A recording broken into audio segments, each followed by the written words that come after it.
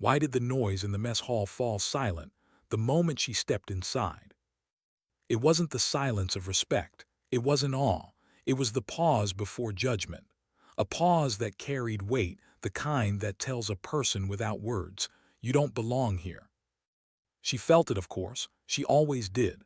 That flicker in the air, the quick sideways glances, the subtle stiffening of backs as though her presence tilted the balance of the room.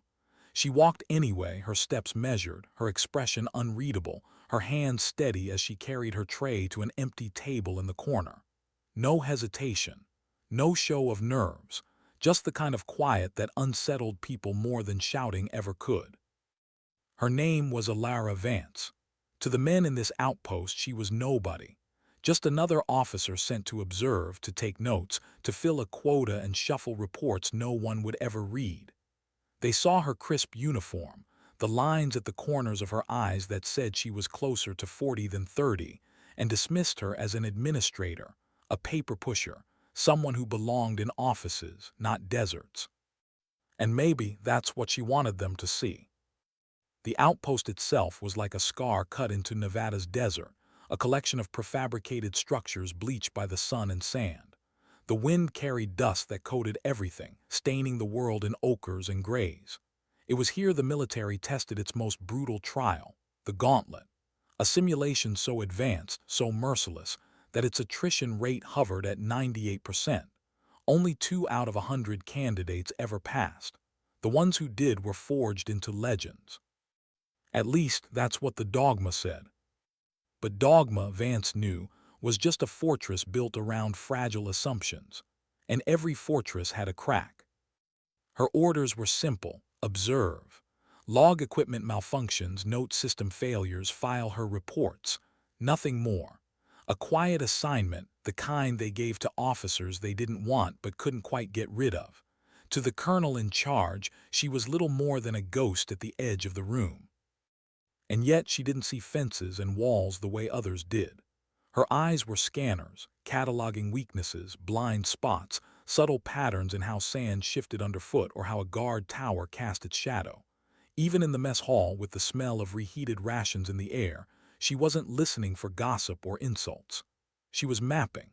Every pause, every laugh too loud, every shift of bravado was just data, noise in a system she had long since learned to filter. Colonel Marcus Thorne didn't bother hiding his disdain. His office smelled of old wood polish and brass polish, decorated with portraits of men whose names had been burned into military history. His voice was a gravelly baritone, thick with command and tradition. He barely looked at her file. Why would he? His mind was made up before she ever crossed the threshold. "Warrant Officer Vance," he said, each syllable heavy with dismissal.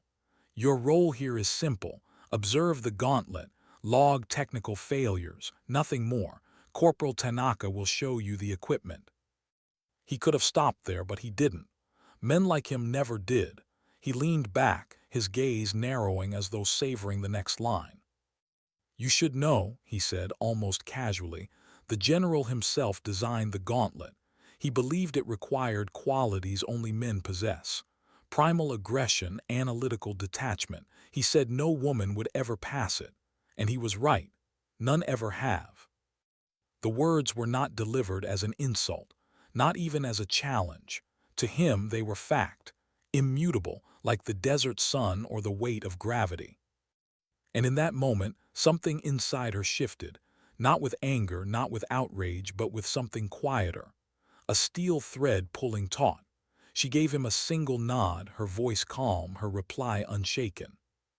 "Understood, sir."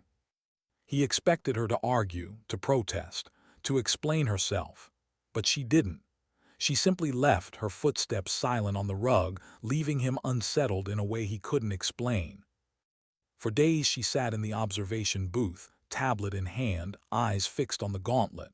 She recorded every weapon jam, every glitch, every crack in body armor. Around her, technicians and officers barely noticed she existed. To them, she was just another clerk. But her hands did more than log failures. They drew maps, schematics, patterns. She watched soldiers, men at the peak of their strength, charge into the Gauntlet with the confidence of titans. and she watched them break. Some fell to swarms of drones in narrow corridors. Some were undone by psychological warfare modules whispering their families' voices in the dark. Some simply exhausted themselves, swinging fists at reinforced walls when a bypass switch sat untouched just meters away. They all fought the test. She studied it. And what she saw was not a battlefield. It was a mirror, a reflection of the man who had designed it, General Armitage. Aggression, speed, overwhelming force. That was the language of the Gauntlet. And it had one fatal weakness. It didn't think. It only reacted. It was a lock built for a battering ram, blind to the possibility of a key. Corporal Tanaka, a young technician with quick hands and curious eyes, was the first to notice. He brought her coffee one afternoon, his gaze flicking to her datapad. Not lists of errors, not inventory counts, but diagrams, patterns, predictive loops. "That's not in the manual," he said, almost whispering. She looked up, her gray eyes calm. "It's not predictive," she said. "It's reactive. It doesn't think, it reflects." 3 days. That's all it had taken her to understand a system Tanaka had worked on for 2 years. But before she could push further, the desert intervened. It began with a wind, a low howl that bent the horizon into a sickly yellow bruise. By mid-afternoon, the sky was gone, replaced by a wall of sand that slammed into the outpost like a living thing. The storm shredded visibility to nothing, choking filters, grinding through engines. And then the lights flickered. On the tactical display, red icons bloomed like infections. The comms array had failed. Automated security, blind to friend or foe, defaulted to Fortress protocol. Steel doors slammed shut, cutting the base into sealed compartments. Drones patrolled corridors, weapons live, identifying every moving shadow as hostile. They were trapped. In the command center, chaos spread faster than the storm outside. Screens blared error codes. Operators shouted reports no one could follow. Thorne stood rigid, barking orders at a system that no longer obeyed. Vance watched, calm, still. Not the storm, not the men, not even the colonel. She watched the code, the waterfall of corrupted data spilling across her screen. To the others it was noise, gibberish. To her it was a language, and she was learning to speak it. She stepped to an abandoned terminal, her fingers moving with measured certainty. Not speed, not panic, rhythm. She stripped away the glossy interfaces, the blinking icons, the false alarms, until only the raw command line remained. A blinking cursor, a black screen. Where the others fought the system, she listened to it, partitioned the corrupted subroutines into silence, exploited a flaw she'd noticed days ago, a 17-second latency between a sensor's ping and the system's reply, irrelevant under normal conditions. But now, it was a seam, a door no one else could see. Her script created a rolling blind spot in the drone's vision, a ghost corridor through the lockdown sector. On the tactical map, a thin green line appeared, pulsing steady against the sea of red. "I have a 90-second window to the server hub," she said. Her voice was not raised, but it cut through the noise with scalpel precision. Every head turned. No arrogance, no triumph, just fact. "Someone needs to go, now." The silence that followed was heavier than the storm outside. Every man in the room knew what it meant. 200 meters, 3 blast doors, drones with kill protocols live. No one could survive it. But she didn't wait for their doubt. She retrieved a small toolkit from a locker, her motions fluid, practiced. She looked at Thorne. "I can." It wasn't bravado, it wasn't defiance. It was the quiet voice of truth. Thorne hesitated. Tradition screamed against it. His whole life had been built on the certainty that no woman could do what she was about to claim, and yet his men were pale with fear, his command unraveling by the second. She was the only calm presence in the room. For the first time in years, Colonel Marcus Thorne had no choice. "Go."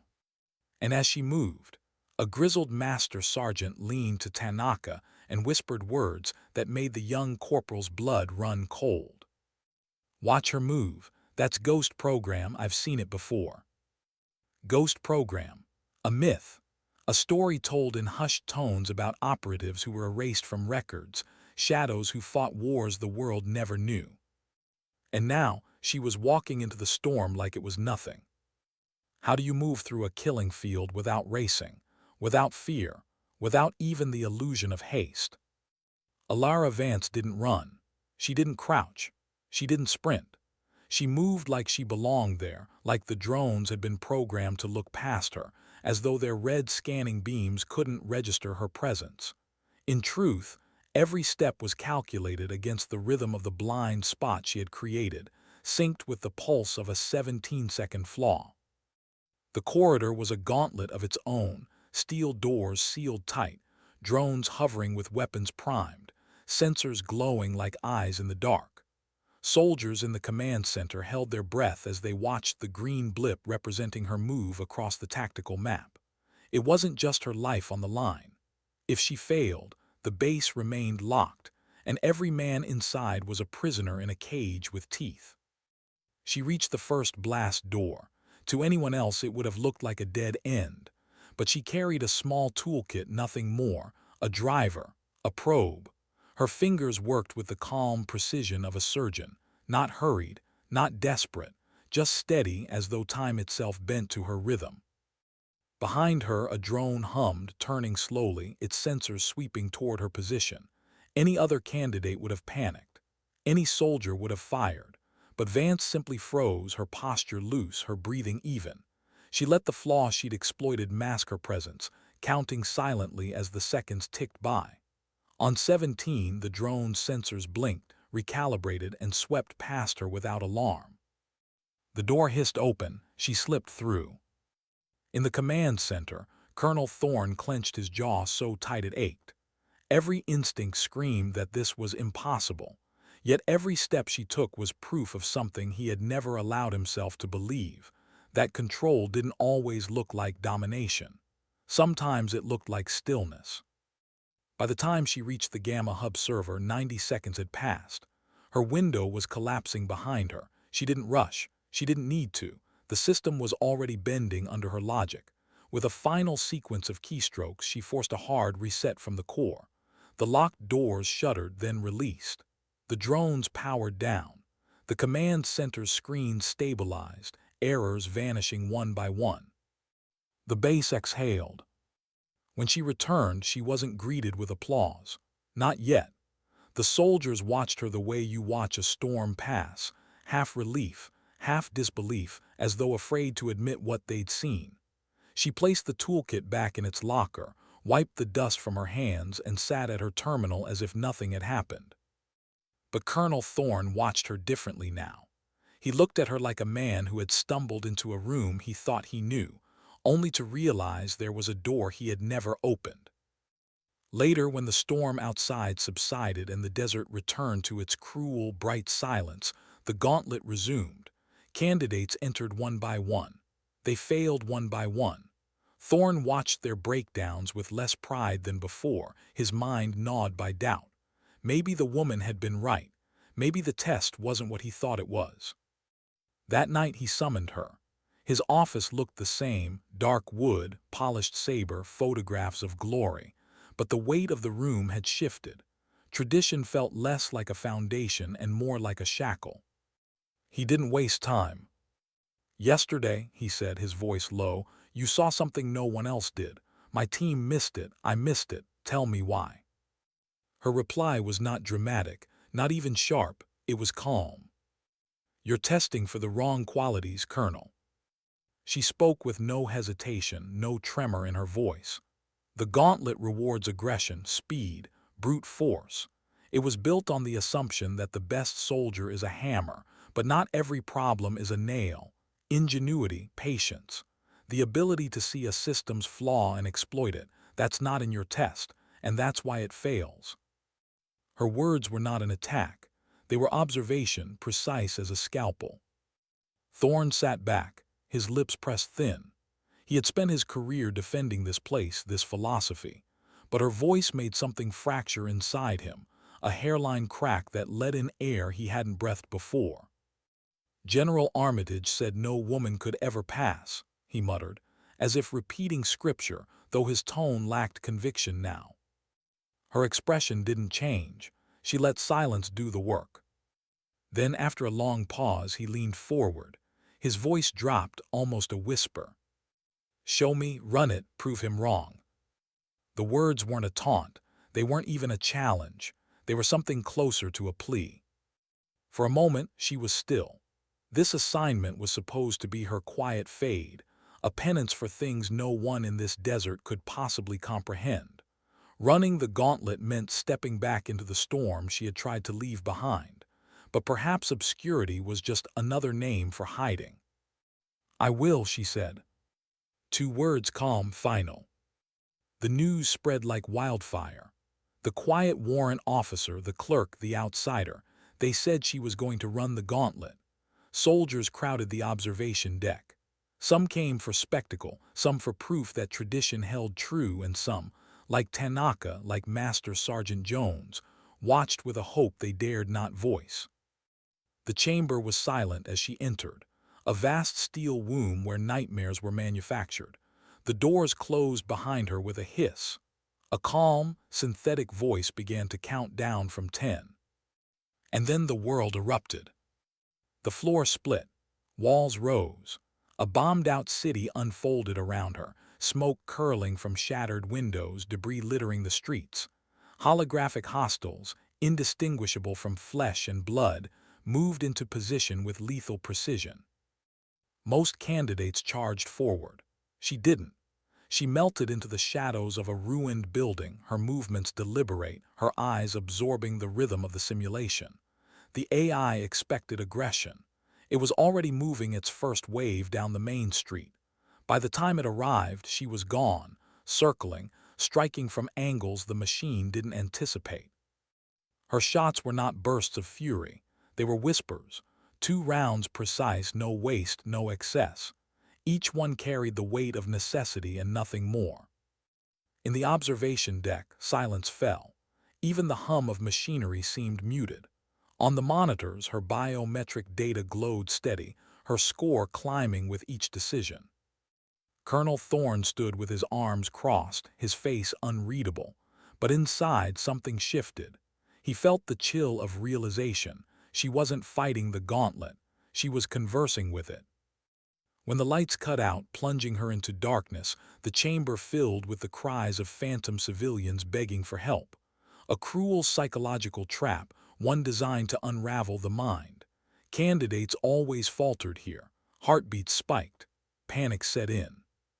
Her heart rate steady. She knelt, closed her eyes, let them adjust. The cries washed over her like wind. She knew lies when she heard them.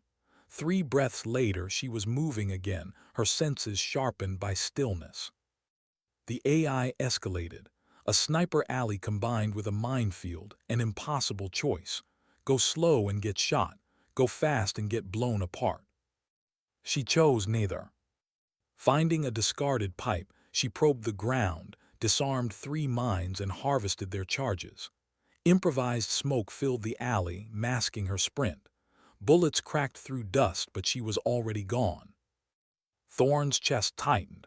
His men murmured disbelief, and then he gave in to impulse. "Pull her file," he ordered Tanaka. "Alpha clearance, full record." The corporal hesitated only a moment before typing the codes. Black bars dissolved, redactions fell away, and the truth lit up the screen. Alara Vance, call sign Nix, former lead operator Omega Protocol. Missions erased from history, victories never spoken, assassinations, infiltrations, operations that toppled regimes in silence, and one entry that froze the room. Operation Cinderfall, sole survivor, 2 years in a black site prison, escaped alone.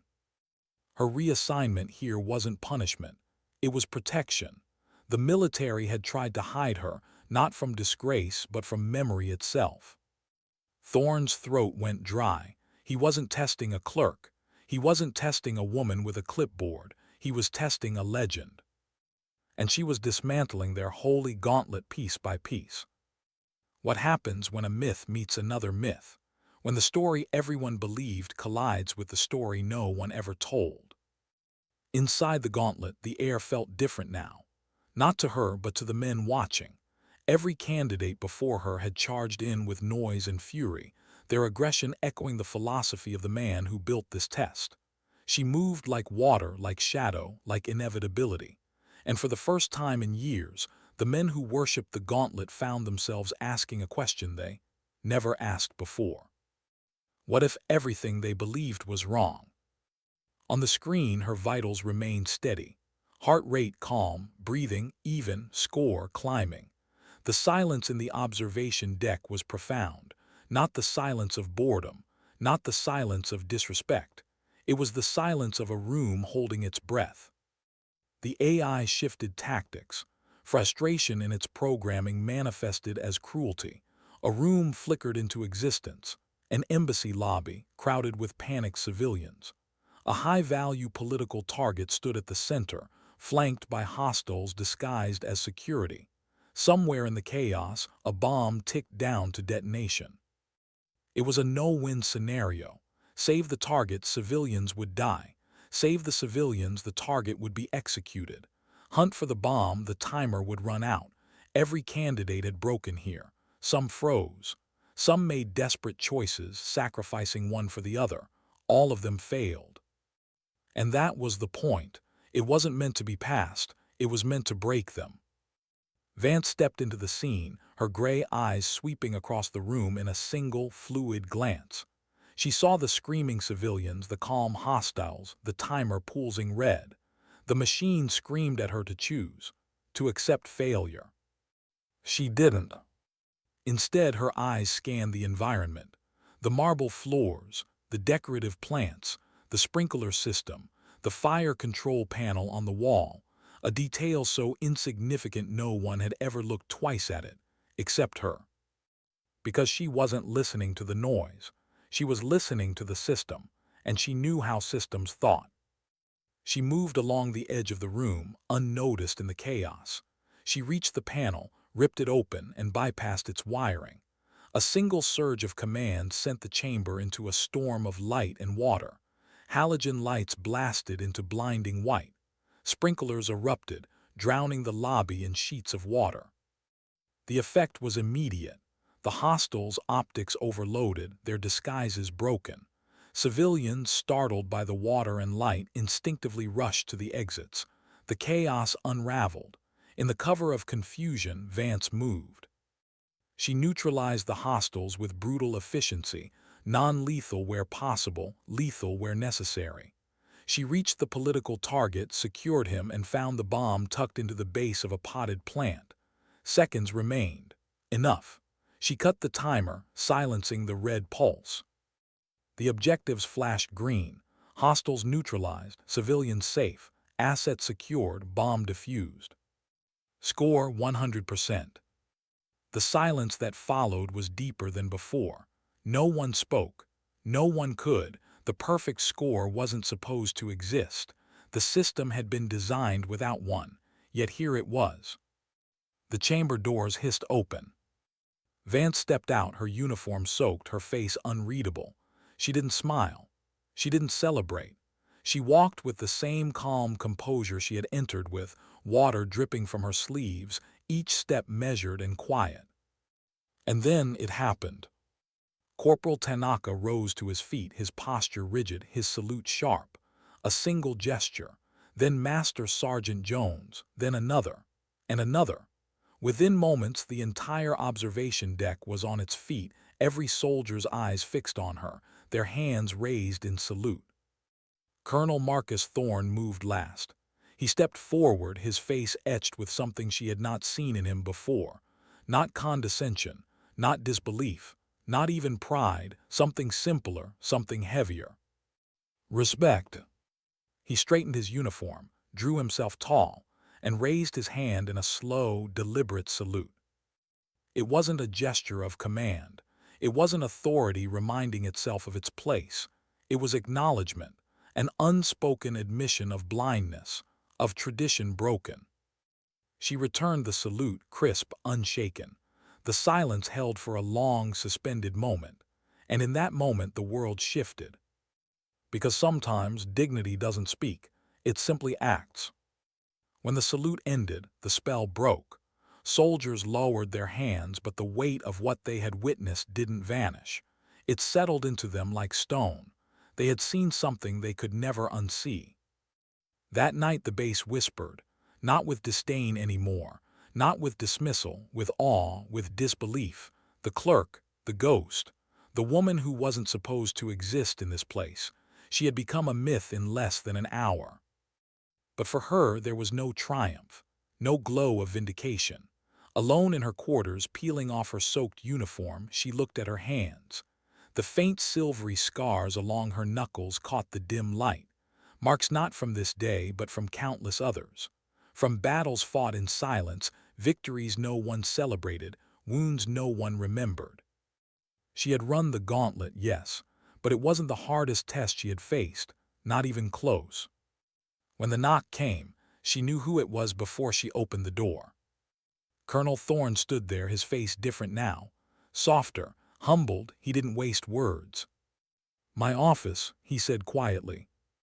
This time when she entered, it didn't feel like she was stepping into a monument of arrogance. The wood and brass, the portraits and saber, they looked less like power and more like relics. He didn't sit behind the desk. He gestured for her to sit across from him, and for the first time, it felt like an invitation. "I sent my report," he said. His voice carried no pride, no edge, only gravity. "The Pentagon has seen the recording, they've seen your score, and they've seen your file." Her eyes flickered, but her face remained calm. "They've reactivated Omega Protocol," he continued. "They want you to design the new selection program, from the ground up, a system not bound by General Armitage's doctrine, a system that sees what others miss, and they want you to lead it." He held out a secure datapad. It wasn't heavy, but the weight of it was immense. She took it not with triumph, not with relief, but with quiet acceptance. Because for her it was never about proving them wrong. It was about being seen, truly seen. That night, long after the whispers died down, she stood on the highest observation deck. The desert stretched out before her like an endless ocean of sand. The sun had set, leaving only the faint light of stars, cold and eternal. She stood alone, the datapad in her hand, the scars on her skin catching the starlight. And for the first time in years, the war within her was quiet. What happens when an institution built on tradition suddenly realizes its foundation is flawed? The message traveled faster than she could have imagined. By morning, Washington knew. Generals who had staked their reputations on the Gauntlet sat in offices thousands of miles away, staring at a classified report they didn't believe. A woman, a warrant officer, a clerk, as they thought of her, who had walked into their perfect machine and returned with a perfect score. For decades, the Gauntlet had been more than a test. It was an altar, a place where men proved themselves against a standard forged by General Armitage, the architect of a philosophy that reduced war to aggression and force. His portrait hung in halls. His words, "No woman can pass," were scripture. Now that scripture was broken. In the desert outpost, Vance didn't notice the storm her score had unleashed in conference rooms and secure channels. She returned to her quarters, folded her uniform with quiet precision, and sat at her desk with the datapad Thorne had given her. It wasn't a reward, it was responsibility. She opened it, orders, briefing packets, draft outlines, Pentagon directives written in sterile language that tried and failed to conceal urgency. She was to redesign what the Gauntlet could be, a new program built on a philosophy the institution had never dared to acknowledge: ingenuity over aggression, patience over fury, keys instead of hammers. But as her eyes scanned the pages, her mind wasn't on doctrine. It wasn't on military theory. It was on silence, the silence of cells, the silence of interrogation rooms where clocks didn't exist. 2 years in a black site, her body and mind tested in ways that no simulation could replicate. She had survived that, Not with rage, not with force, but with stillness, with a refusal to break. The scars on her hands itched as if they remembered too. The Pentagon wanted her to shape the future, but part of her wondered if she even wanted a future in their world anymore. She stood, restless, and walked the perimeter of the base under the dim wash of desert stars. The fences, the towers, the spotlights sweeping the dust, they all looked like echoes of places she had once escaped, places that had tried to erase her name, her voice, her existence. And yet here she was, asked to build again for the same system that had buried her. What if she was just creating another prison? Inside the command center, Colonel Thorne wrestled with his own war. He had believed in Armitage his entire career, believed in the blunt force of tradition, in the mythology of men forged through brutality. But what he had seen yesterday would not leave him. Her stillness, her precision, the way she dismantled the machine without anger, without triumph, without even raising her voice. It gnawed at him, respect mixed with guilt. For years he had dismissed officers like her, had perpetuated the silence that buried them. And now, standing in the wreckage of his certainty, he found himself both humbled and unmoored. He poured himself a drink late that night, the whiskey burning down his throat, and stared at the saber on his wall, a relic of cavalry charges and smoke-filled glory. What if his entire career had been a relic too? At dawn, a transport arrived, not for candidates, for observers. Two men in suits stepped onto the tarmac, their presence as sharp and cold as knives. They carried briefcases and authority that outranked every uniform on the base, Washington's eyes and ears. They met Vance in Thorne's office. Their words were clipped, their questions clinical. Your run has been reviewed. Your file has been unsealed. The Pentagon is evaluating reactivation of Omega Protocol. She listened in silence, her expression unreadable. One of them leaned forward. You understand, warrant officer, that this is not just about you. This is about doctrine, philosophy, the very way we train our elite. A single perfect score undermines everything the general built. Vance let the words settle. She didn't need to respond to their fear. Fear was a language she had heard her whole life. We need you, the second man said, his voice lower, almost cautious. But we also need control. What you design cannot simply dismantle, it must replace. Otherwise, chaos. The word made her chest tighten. Chaos. That was the name they gave to anything that escaped their control, anything that didn't fit their neat doctrines. She had lived through their chaos. She had carried it in her skin. When they left, Thorne studied her. For the first time, his gaze wasn't dismissive. It wasn't wary. It was searching. You don't have to say yes, he said quietly. Not to them, not to me. Her gray eyes met his. I already did. He nodded, though part of him wondered if she was saying yes to them, or yes to herself. The days that followed blurred. She poured herself into the datapad, sketching outlines, discarding old assumptions, shaping something new. The program wouldn't measure aggression. It would measure adaptability, the ability to see systems, to use patience as a weapon, to endure what couldn't be fought and to exploit what couldn't be controlled. Her design was not about building soldiers who could break walls.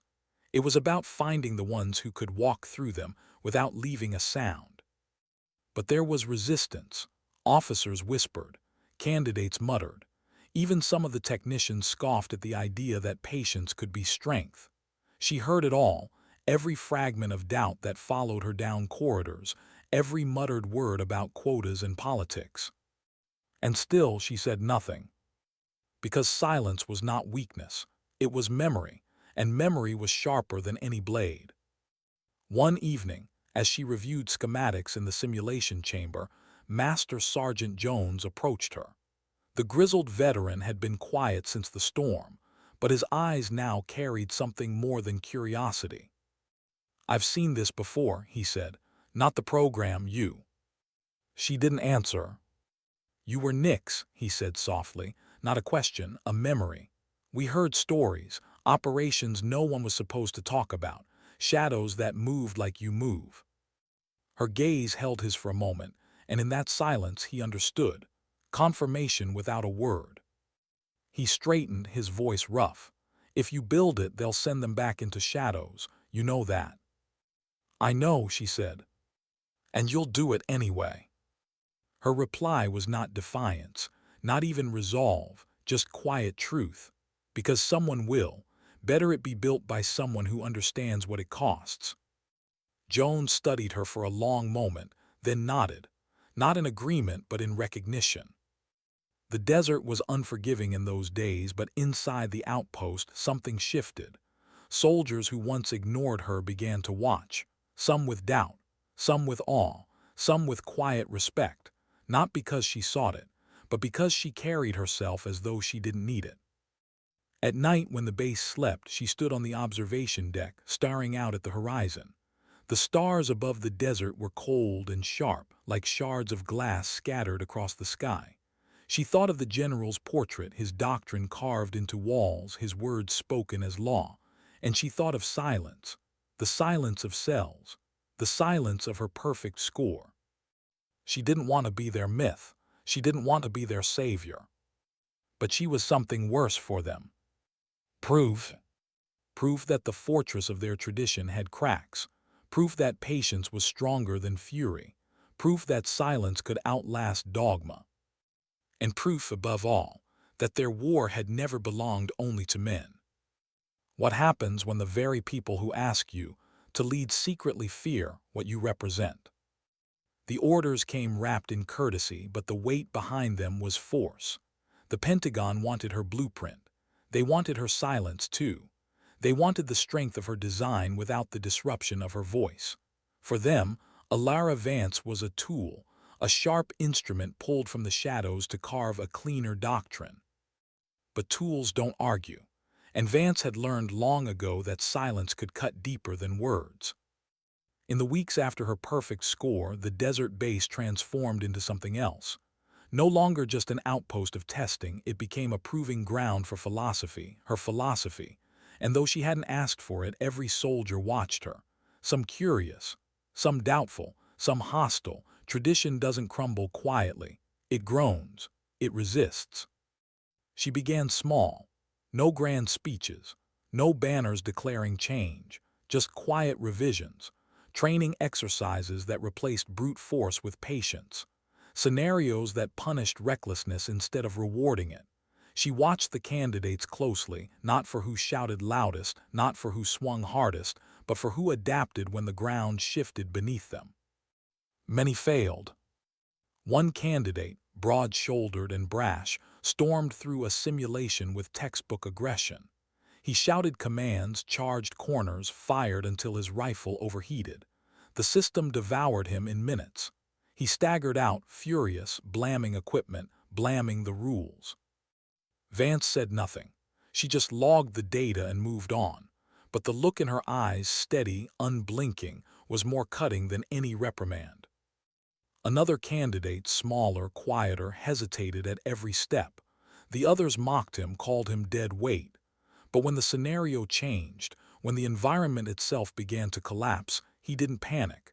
He adjusted. He found cover. He survived longer than any of them. When the exercise ended, he looked up, half ashamed, expecting ridicule. But Vance gave him a single nod, the kind of acknowledgement that carried more weight than applause. Whispers spread. Candidates began to realize the rules had changed. Strength was still valued, but not the kind measured in muscle alone. Colonel Thorne observed all of it, silent from the back of the room. He had expected resistance from her, expected arrogance. Instead, he saw something harder to grasp. She wasn't trying to prove herself anymore. She was building something quietly, piece by piece, and letting the results speak louder than she ever could. But Washington wasn't silent. Reports flew in daily. Some generals praised the innovation. Others condemned it. They wanted results, but they didn't want disruption. They wanted a program that looked new without challenging the old too deeply. And Vance was nothing if not disruption. The two men in suits returned. They cornered her in the simulation chamber after hours, their briefcases snapping open with papers and directives. "The program is drawing attention," one said. His tone was polite but cold. "Too much attention." She didn't answer. "The Pentagon wants adjustments," the other continued. "They want to ensure tradition remains intact. Aggression must still be weighted heavily. Optics matter. We can't erase General Armitage's philosophy overnight." She stared at them, her gray eyes flat. "You want the appearance of change, not change itself." The first man shifted, his jaw tightening. "You're a soldier, warrant officer. You follow orders." She let the silence stretch until it hurt. Then finally, "I follow truth. Orders come second." It was the closest thing to defiance she had spoken aloud, and the men knew it. They left with clipped goodbyes, their footsteps sharp against the metal floor. Later, Thorne found her alone in the chamber, sitting on the edge of a collapsed holographic wall, datapad in hand. "They'll fight you," he said. "They already are." He studied her, his voice quieter. "Why do you stay? You could walk away.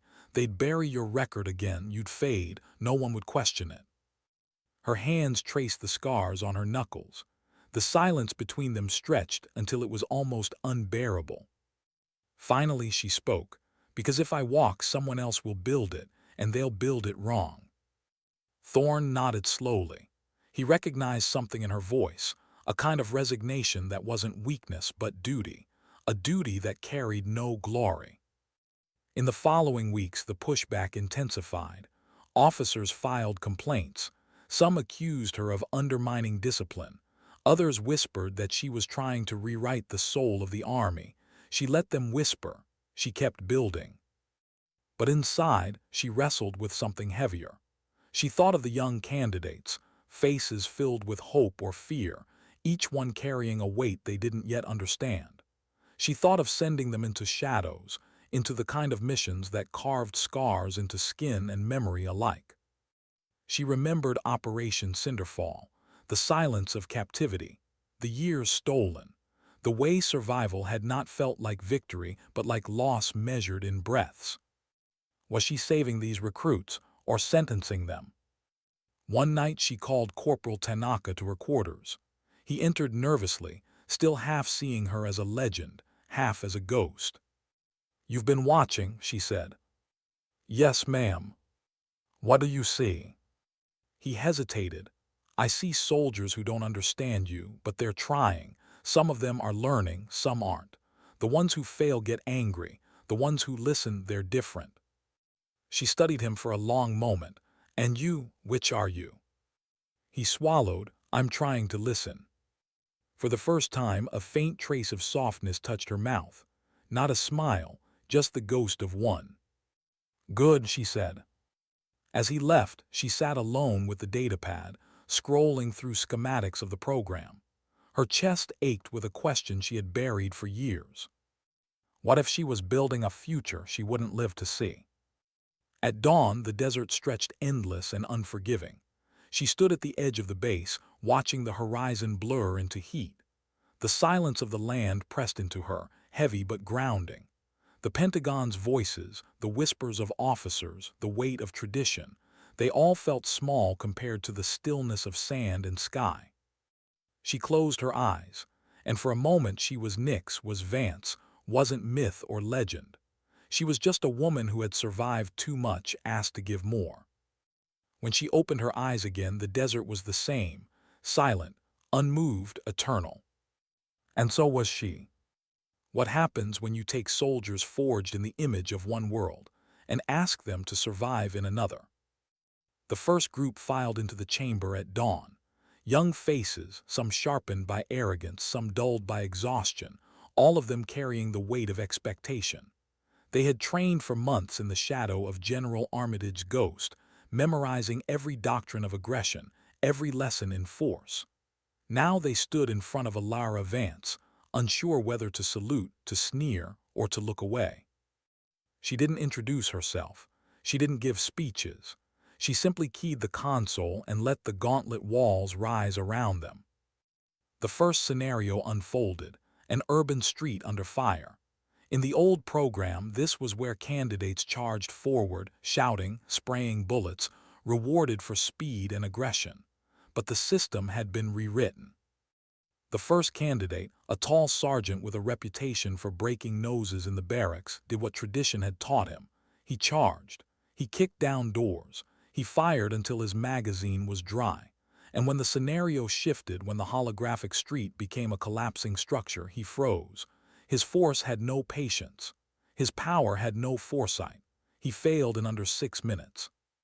He stormed out red-faced, muttering curses about unfair rules. The second candidate lasted longer. Smaller, quieter, he hesitated at the start, moving cautiously. Others mocked him. But when the scenario twisted, when the rooftops became sniper nests and the exits collapsed, he didn't panic. He found cover, studied the angles, and used shadows to move. He survived longer than anyone else. When the simulation ended, he looked up, eyes uncertain as though waiting for mockery. Instead, he saw Vance watching him, her gaze steady, her nod subtle but undeniable. And for him, that nod was heavier than any medal. Word spread quickly through the ranks. The old ways no longer guaranteed survival. Shouting didn't impress her. Brute strength didn't save you. The rules had changed, even if no one fully understood how. Colonel Thorne stood in the observation booth beside her, arms crossed. He said little, but his eyes missed nothing. He saw the frustration boiling in some, the quiet resilience blooming in others. For the first time, he wondered if the army he had known was already gone, and if that was not failure but evolution. But Washington wanted results, not philosophy. The men in suits returned with sharp smiles and sharper words. "Your program needs metrics," one of them said. "Numbers we can brief. Percentages of pass and fail, statistical proof." Vance didn't look up from her datapad. Metrics don't save lives. The other leaned forward, his voice soft but dangerous. "But metrics keep programs alive." She said nothing. Silence again, the kind that made men squirm. They left with tight jaws and tighter grips on their briefcases. Back in the chamber, she pushed the recruits harder. Not with volume, not with threats, but with silence. She let the system itself test them, reshaping scenarios midstream, forcing them to abandon the comfort of predictability. One day she reset the chamber to a rural village. No enemies, no explosions, just silence and shadows. The recruits shifted uneasily, waiting for the attack. None came. Minutes dragged into an hour. Tension coiled like wire. Some snapped, firing at shadows, exhausting themselves against ghosts. Others adapted, conserving energy, mapping the quiet. When she ended the simulation, one recruit spat, "This was nothing, a waste of time." Her gaze pinned him. "You failed," she said simply. He blinked. There wasn't even a test. "Yes," she replied, "and you couldn't survive it." The silence that followed was heavier than any reprimand. At night, she lay awake in her quarters, the datapad glowing with after-action reports. She read every line, every failure, every glimmer of adaptation. But her eyes kept drifting to the scars on her hands, the memories that lived in silence. The recruits had no idea what they were being shaped for. No idea that their resilience was not for medals, not for ceremonies, but for shadows that swallowed lives whole. Sometimes she wondered if she was saving them, or sacrificing them. Master Sergeant Jones found her one evening in the simulation chamber, the lights dim, the walls bare. She sat on the floor, her back against the steel, datapad on her knees. "You're making them different," he said. "They need to be. They won't thank you for it." She looked up at him, her eyes unreadable. "Neither did I." For the first time, Jones saw something flicker in her composure. Not weakness, not doubt, but weight. The weight of a past too heavy for one person to carry alone. He sat beside her in silence, the kind of silence soldiers share when words can't touch the truth. The next morning, the chamber tested them again. This time, the recruits faced a scenario they couldn't shoot their way through, a flood. Rising water, failing power, collapsing structures. Aggression meant drowning. Only patience, only calm, only ingenuity could survive. Most failed, a few adapted. When it was over, soaked and shivering, the survivors looked at her with something different in their eyes. Not respect, not yet, but the first seeds of understanding. Colonel Thorne watched her, watched them, and felt the ground shifting beneath his boots. The doctrine he had lived by was dying before his eyes, and the one killing it wasn't shouting, wasn't demanding. She was dismantling it with silence. Washington hated silence. The reports she sent were met with impatience. The metrics were inconsistent, too many failures, too much uncertainty. They wanted clean numbers, charts that told stories of efficiency. She gave them truth instead, and truth was messy. Late one night she stood again on the observation deck, the desert stretching infinite under the stars. The datapad weighed heavy in her hand. She thought of the recruits asleep in their bunks, dreaming of victories they didn't yet understand. She thought of the generals in Washington, dreaming of numbers that meant nothing. And she thought of herself, caught between them, the scars on her hands colder in the starlight. What she was building wasn't for medals. It wasn't for doctrine. It was for survival. And survival never fit neatly into charts. What happens when the people you train to survive are treated as numbers, as bargaining chips, as weapons for someone else's war? The first reports left the desert quietly, encrypted streams of data transmitted straight into the Pentagon's veins. Failures logged. Survivors tallied. The metrics looked uneven, jagged. Washington hated jagged. By the second week, directives arrived daily. Increase pass rates. Emphasize aggression. Optics matter.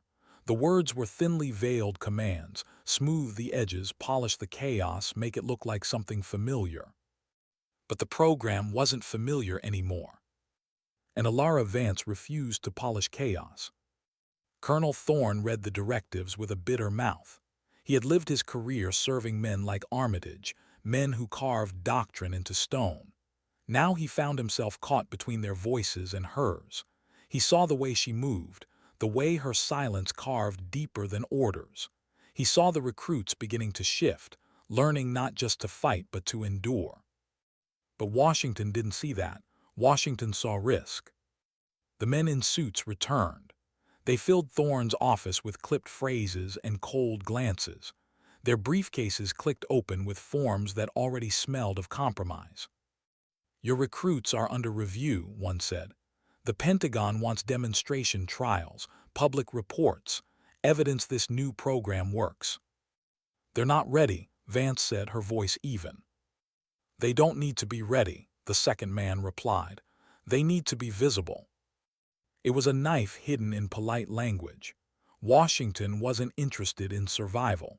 They were interested in optics, proving to the public, to Congress, to themselves, that the system was still strong. Vance let silence hang in the room. Silence that made both men shift in their suits, restless, as if she were staring through them. When they left, Thorne exhaled hard, his hand dragging down his face. "They'll use your recruits," he said low. "Send them on missions before they can even stand steady." Her gray eyes turned to him, unreadable.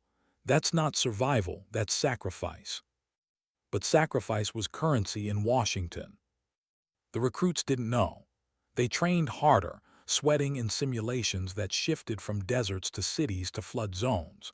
Some began to understand her rhythm, to anticipate the way silence tested them more than chaos did. Others still resisted, clinging to Armitage's ghost, believing force could bend the world. One night after a brutal simulation, a young recruit slammed his fist into the wall. "This isn't soldiering," he shouted. "This is hiding." Vance's gaze found him, steady, sharp. "Survival is not hiding," she said quietly. "Survival is refusing to be broken." The words hit harder than any shout. The recruit dropped his eyes, chest heaving, but something in his anger softened. Whispers spread through the bunks. Some called her ruthless. Others called her myth. A few began to believe she was building something they couldn't name but could feel, a resilience that lived deeper than muscle. Still, Washington pressed. Orders arrived to accelerate the program. Evaluations, readiness reports, a timeline that made no sense except to those who lived in offices and thought wars could be scheduled like meetings. Thorne argued. He called Washington, his baritone voice cracking through static. "You can't rush this. You'll break them." The reply was curt. If they break, they weren't worth the investment. He slammed the receiver down hard enough to crack its casing.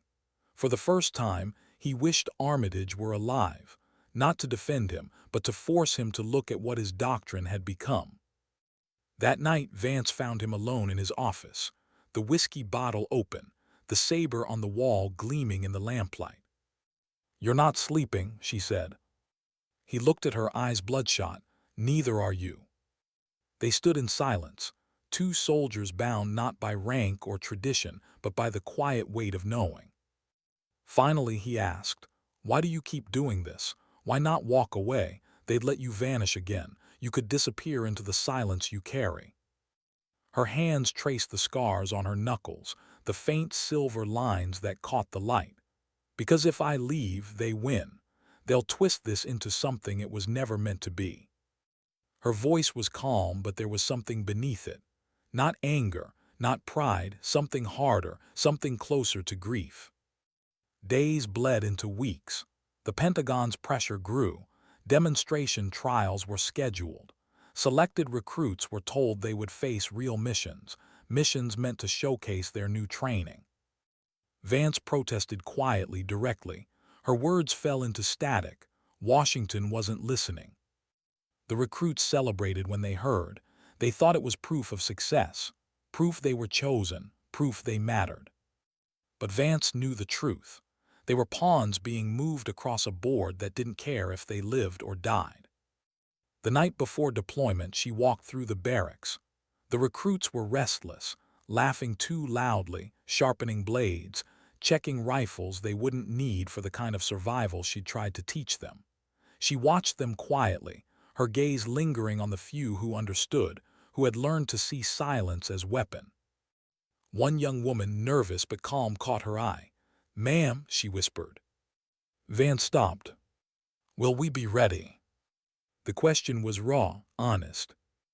Vance didn't answer at first. Her silence stretched, heavy, almost unbearable.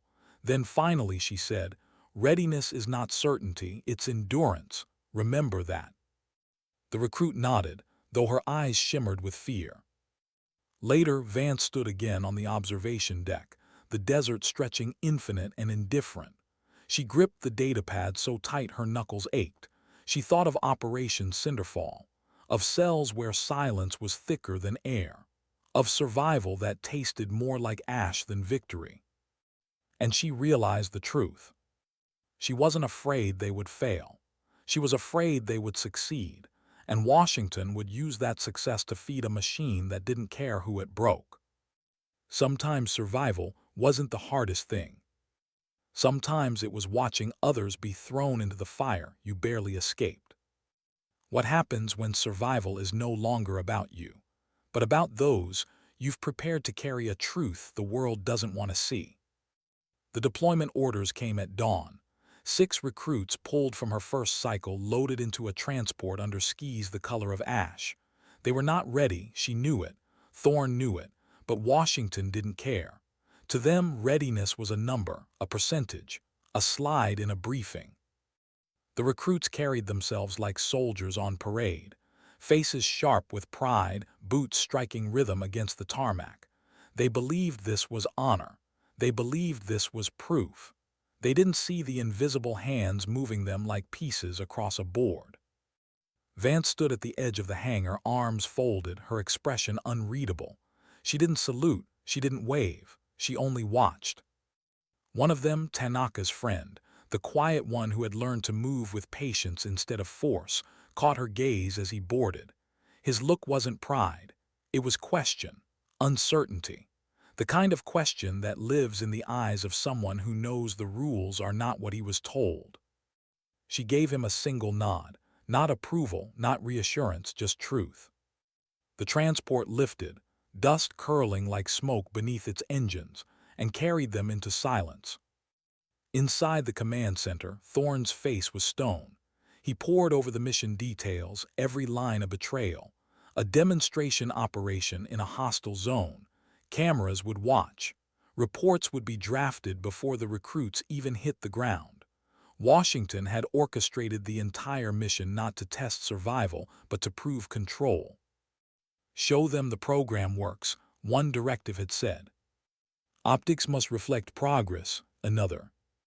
Vance read the same lines. She said nothing, but inside her chest tightened until it ached.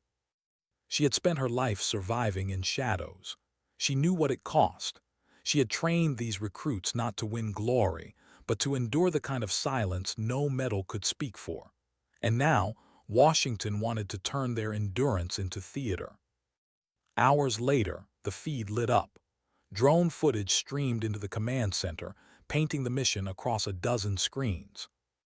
The recruits moved into a shattered village, its streets narrow, its walls crumbling with war. Civilians scattered in panic, their faces blurred in static.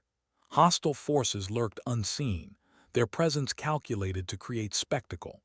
The Pentagon had designed this like a show, each danger placed not for reality, but for optics. At first, the recruits followed training. The quiet one led them into cover, eyes scanning shadows instead of chasing noise. Another recruit set up surveillance, mapping lines of sight instead of charging. They moved slower, calmer, sharper than the old doctrine would allow. Vance felt something stir inside her chest, not pride, something quieter, a recognition that the seeds she had planted were taking root. But Washington didn't want patience. The handlers on the secure channel demanded progress, move faster, engage, show dominance. The recruits hesitated, torn between two worlds, hers and theirs. And then it happened. One recruit broke. The tall sergeant, the one who had mocked patience, snapped under pressure. He charged into the open, weapon raised, shouting as though volume could drown fear. Gunfire erupted, the street filled with chaos, civilians screamed, the mission fractured. In the command center, officers shouted into radios, trying to force order. Thorne's jaw locked as he barked commands that no one on the ground could hear. The Pentagon observers leaned forward, eyes hungry for spectacle. But Vance watched the quiet one. He didn't follow the chaos. He pulled two recruits into cover, redirected them through alleys, circled instead of charging. He didn't try to control the noise. He flowed around it. On the feed, Vance saw it, the 17-second rhythm of enemy patrols, the gap between drone sweeps, the same flaw she had once exploited herself. And she saw him see it too. The quiet recruit, the one who had listened. He moved his team through the seam, invisible calm. While chaos burned in the open street, three recruits moved like shadows. They secured the civilians, neutralized threats with silence instead of fury. They endured. When the feed went dark, the silence in the command center was suffocating. Half the recruits failed. One was injured, another evacuated. The Pentagon would frame it as proof of progress, proof of control. The numbers would be polished, the reports smoothed. But Vance knew the truth. The ones who survived had not survived because of Washington. They survived because they had listened to her silence. Later, when the transport returned, the surviving recruits stepped onto the tarmac. Dust swirled around their boots, their faces pale and lined with something no youth should carry. The quiet one met her gaze again. This time, there was no question in his eyes. There was understanding. She gave him another nod, the same as before, simple, final. In Thorne's office, the suits waited with tight smiles. The mission proves viability, one said. The program can scale. Vance stood in the corner, her posture loose, her eyes unreadable. "You didn't see the same mission I did," she said. Both men turned, startled. "You saw numbers, I saw survival." The first man bristled. "Survival is numbers." No, she said softly, but her voice cut like steel. Survival is scars. Silence filled the room, sharp and heavy. When they left, Thorne poured himself another drink, his hands trembling slightly. They'll use them, he said, over and over, until the ones who survive don't remember who they were. Vance looked at him, her gray eyes steady. They already have. That night she returned to the observation deck one last time. The desert stretched endless beneath the stars, the horizon cold and silent. She stood alone, datapad in hand, the weight of it heavier than ever. She thought of Armitage's doctrine, carved into walls like scripture. She thought of the Gauntlet, its perfect score flashing across screens like a ghost. She thought of the recruits, their faces drawn, their eyes carrying questions no report could answer. And she thought of silence. Silence in the mess hall, where judgment lived. Silence in the cells, where memory broke. Silence on the tarmac, where survival walked back scarred. She closed her eyes, letting the night press into her skin. Sometimes dignity doesn't shout. Sometimes truth doesn't march. Sometimes survival doesn't speak. It simply acts. And in that silence it endures,